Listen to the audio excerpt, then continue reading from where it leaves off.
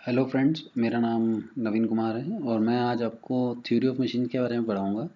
आज से मैं लेक्चर सीरीज स्टार्ट कर रहा हूँ थ्योरी ऑफ मशीन की, ताकि मेरे स्टूडेंट्स और कोई भी हो जो मेरे दोस्त हैं, उनकी हेल्प लेना चाहते हो, इस सब्जेक्ट के बारे में जानकारी चाहते हो, इसकी नॉलेज चाहते हो अच्छे से, तो वो इन लेक्चर सीरीज़ को देख सकते हैं। आज मैं आपको बताऊँगा वैसे कि थ्योरी ऑफ मशीन है क्या। मेरी पहली लेक्चर सीरीज में थ्योरी ऑफ मशीन बताऊंगा। उसके जो दो पार्ट्स हैं, kinematics of machine and dynamics of machine, उनके बारे में थोड़ा थोड़ा बताऊंगा कि दोनों में डिफरेंस क्या है। तो हम स्टार्ट करते हैं पहले थ्योरी ऑफ मशीन से। तो थ्योरी ऑफ मशीन वो ब्रांच है साइंस की, इंजीनियरिंग साइंस में, जिसमें हम different parts of A machine के रिलेटिव मोशन के बारे में स्टडी करते हैं और जिस फोर्स से वो रिलेटिव मोशन हुआ है उसको स्टडी करते हैं। अगर आप यहाँ देखें, मैंने एक लिंक दिया हुआ है ताकि आपको साफ दिख सके। तो एक ट्रायंगल के फॉर्म में आपको ये लिंक दिख रहा होगा। यहाँ पे ये 3 लिंक दिख रहे हैं। एक्चुअल में ये क्या है, एक तरह से ये एक प्लेट्स हैं, जिनको अगर आप देखें तो ये दोनों जो प्लेट्स आपको दिख रही हैं, ये वाली और ये वाली, ये दोनों प्लेट हैं। अगर इसको ये एक पार्ट बोल सकते हैं हम, और इसको एक अलग पार्ट बोल सकते हैं। अगर मैं यहाँ देखूँ तो यहाँ 1 लिख देता हूँ, ये 2 लिख देता हूँ, यानी ये 2 अलग अलग पार्ट हैं। तो एक तो ये लिंक कहलाएगा, ये एक अलग कंपोनेंट कहलाएगा। लिंक क्या होता है मैं अलग से बाद में आपको बताऊंगा। पहले आप ये समझ लीजिए, क्योंकि आप सिंपल लैंग्वेज में समझ सकते हो कि पार्ट है। तो ये अलग अलग पार्ट हैं, 1 और 2। अब ये दोनों अलग अलग पार्ट को मैं कैसे यूज़ कर सकता हूँ, दोनों को कनेक्ट कर सकता हूँ। इसमें आप ये देख रहे होगे, पहले लिंक पार्ट में एक होल ये रहा, एक होल ये रहा।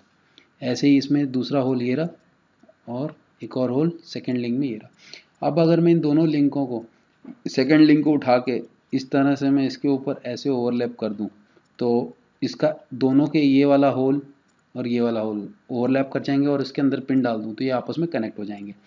अगर इन दोनों के बीच में रिलेटिव मोशन होती है, अब जैसे कि ये इस तरह से ऐसे करके मैंने 3 लिंक कनेक्ट कर दिए, ये 3 लिंक आप देख सकते हैं। लिंक 1, कंपोनेंट 1 बोल दीजिए लिंक की जगह, अभी आपको लिंक पता नहीं है। ये 1 component, second component and third component, इस तरह से कंपोनेंट को मैंने ज्वाइन कर दिया। अगर इनके बीच में, कंपोनेंट 1 और 2 के बीच में या कंपोनेंट 1 और 3 के बीच में रिलेटिव मोशन हो रहा है, अगर रिलेटिव मोशन होगा तो एंगल चेंज करेगा, ये एंगल चेंज करेगा। अगर रिलेटिव मोशन 1 और 3 के बीच में हो रहा है, और रिलेटिव मोशन अगर 1 और 2 के बीच में हो रहा है, तो ये एंगल चेंज करेगा। थीटा 2 बोल लीजिए इसे, थीटा 1 बोल लीजिए, ये थीटा 3। तो अगर किसी भी कंपोनेंट के बीच में रिलेटिव मोशन होगा तो ये एंगल चेंज करेंगे। रिलेटिव मोशन होता है यानी डिफरेंट डिफरेंट वेलोसिटी हो, तो उसके बारे में अगर हमसे स्टडी करना है, तो इंजीनियरिंग साइंस की वो ब्रांच जिसमें हम इनके बीच में रिलेटिव पार्ट्स जो होते हैं मशीन के, जो अलग अलग कंपोनेंट्स होते हैं, कनेक्ट होते हैं, अगर उनके बीच में रिलेटिव मोशन होती है तो उनकी स्टडी को हम थ्योरी ऑफ मशीन कहते हैं। और क्योंकि ये मोशन तभी होगा जब मैं इस पर कोई फोर्स लगाऊंगा। मान लो मैं यहाँ से एक फोर्स लगाता हूँ इस पर, या हो सकता है ऐसे 4 लिंक्स कनेक्टेड हो, लिंक 1, 2, 3 एंड लिंक 4। तो इनमें अगर ये मैं 4 लिंक्स कनेक्ट करके रखे हैं, और अगर मैं इस लिंक 1 को एंगुलर मोशन देता हूँ, एंगुलर वेलोसिटी देता हूँ about point A, this is point A, this is point B, this is point C and this is point D. तो आप अगर देखें, अगर मैं ए बी को ए के अबाउट क्लॉकवाइज एंगुलर वेलोसिटी देता हूँ, तो क्या होगा, ये वाला सेकंड कंपोनेंट भी घूम मूव करेगा और सी डी कंपोनेंट भी मूव करेगा। हो सकता है कि सी डी कंपोनेंट इस साइड मूव करे या इस साइड, डिपेंडिंग अपॉन कि किस तरह से फोर्स हम लगा रहे हैं। तो एक्चुअल में फोर्स लगाने की वजह से, ये फोर्स ए बी पे जो हमने लगाया उसकी वजह से हो सकता है कि हमारा C D link clockwise movement ले, तो या वो ऑसिलेट ही करे सिर्फ इस तरह से दोनों तरफ, तो वो हमें पता नहीं है। लेकिन फोर्स लगने से ही ये मोशन होंगी और आपस में रिलेटिव मोशन होगा। तो वो ब्रांच फिर साइंस की, इंजीनियरिंग साइंस की, जिसमें ये फोर्स जिसकी वजह से ये मूवमेंट हो रही है, और ये वेरियस पार्ट्स हैं जो मशीन कंपोनेंट के, A B, B C, C D और ए डी, ये चारों अलग अलग पार्ट्स हैं। तो ये इनमें रिलेटिव मोशन होती है जब भी इन पे तो ये वो स्टडी ब्रांच साइंस की जिससे इनके बीच में रिलेटिव मोशन हो, और जो फोर्स है अगर उनको हम स्टडी करते हैं, फोर्स को और रिलेटिव मोशन को, तो उस ब्रांच को हम थ्योरी ऑफ मशीन कहते हैं। अब हम इसे दो तरह से पढ़ सकते हैं। एक स्टडी को कहेंगे काइनेमेटिक्स ऑफ मशीन और दूसरे को कहेंगे dynamics of machine. Kinematics of machine and dynamics of machine. Actual में हमारा मेन ऑब्जेक्टिव इस बार मेरी लेक्चर सीरीज़ का है काइनेमेटिक्स ऑफ मशीन को डिटेल में स्टडी करने का। तो डायनामिक्स ऑफ मशीन को मैं अभी इतना गो थ्रू नहीं होऊंगा, लेकिन आपको डिफरेंस ज़रूर बताऊंगा, जो कि पूछ लिया जाता है कि इनमें डिफरेंस है क्या। तो डिफरेंस जानने के लिए मैं आपको बता देता हूँ इसका डिफरेंस। काइनामेटिक्स ऑफ मशीन वो ब्रांच है थ्योरी ऑफ मशीन की जिसमें हम रिलेटिव मोशन तो स्टडी करते ही हैं between various parts of the machine, but जिस फोर्स की वजह से, जो फोर्स मैं बता रहा था, जिसकी फोर्स की वजह से मोशन होगा, the force which causes the motion, उसकी वजह से डिफरेंट रिलेटिव मोशन होने अलग अलग पार्ट्स में, उनके सिर्फ रिलेटिव मोशन को हम स्टडी करते हैं, वो फोर्स को स्टडी नहीं करते। जैसे कि अभी मैंने थोड़ी देर पहले आपको बताया था, ये डायग्राम में मैं आपको दिखाता हूँ। इन डायग्राम में मैंने आपको बताया था कि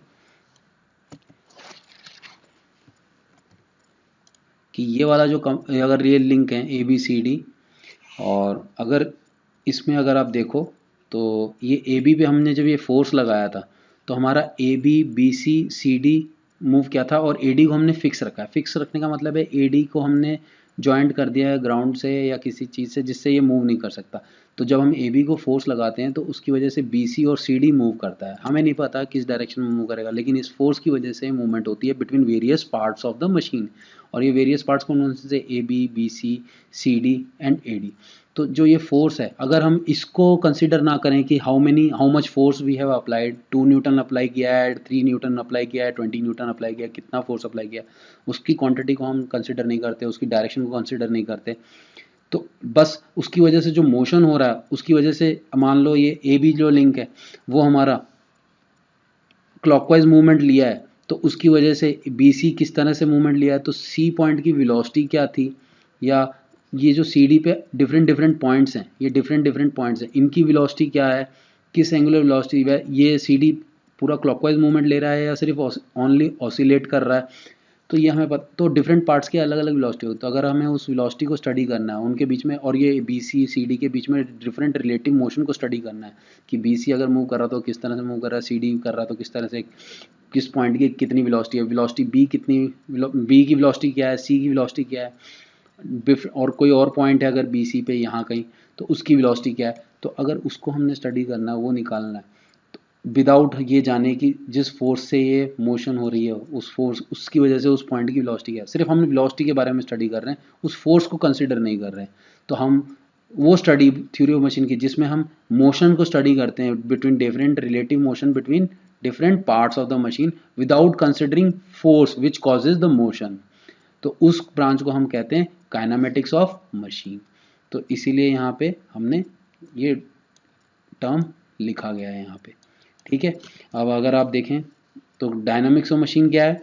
डायनामिक्स ऑफ मशीन कहता है कि it is that branch of theory of machine which deals with the study of relative motion between the various parts of the machine and considering force into consideration. ये ध्यान से देखिए, तो यानी कि हम तो study of relative motion, theory of machine का वो पार्ट जिसमें जिस फोर्स की वजह से मूवमेंट हो रही है, इस ये फोर्स जिसकी वजह से मूवमेंट हो रही है, ये वाला फोर्स जिसकी वजह से मूवमेंट हो रही है जो हमने ए बी पे अप्लाई किया, उसकी वजह से बी सी और सी डी जो मूव किए, अल्लाह उनकी क्या क्या वेलोसिटी थी, उनके बीच में रिलेटिव मोशन क्या था different parts of the machine. अगर रिलेटिव मोशन को भी स्टडी कर रहे हैं और जिस फोर्स से ये मोशन हुई है उसको भी साथ में कंसिडर कर रहे हैं, तो उस ब्रांच को, थ्योरी ऑफ मशीन की उस ब्रांच को हम डायनामिक्स ऑफ मशीन कहते हैं। बस इतना सा डिफरेंस है, एक में हम फोर्स को कंसिडर करते हैं और एक में फोर्स को कंसिडर नहीं करते जब हम रिलेटिव मोशन स्टडी करते हैं between different parts of the machine.